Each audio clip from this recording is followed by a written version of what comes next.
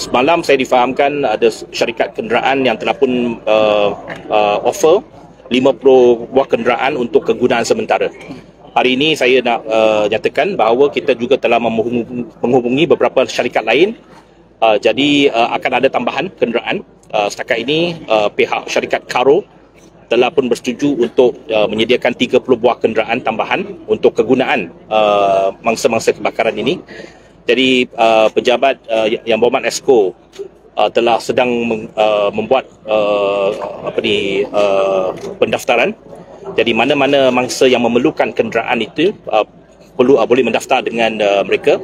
Jadi kita akan lihat berapa jumlah keperluan dan kita juga sedang menghubungi syarikat-syarikat lain supaya mendapat lebih banyak kenderaan yang boleh digunakan oleh mangsa-mangsa sementara waktu. Jadi itu yang sedang diusahakan. Selain itu, saya juga dihubungi oleh syarikat Berjaya, pengasas syarikat Berjaya, Tan Sri Vincent Tan.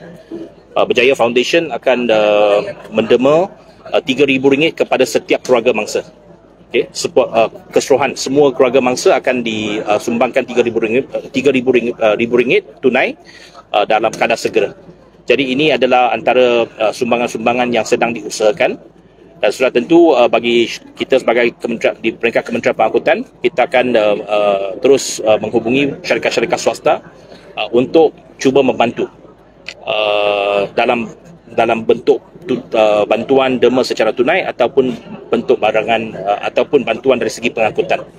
Jadi setakat ini kita mendapat banyak sokongan daripada pihak swasta dan saya harap lebih banyak pihak swasta akan tampil untuk menyampaikan bantuan.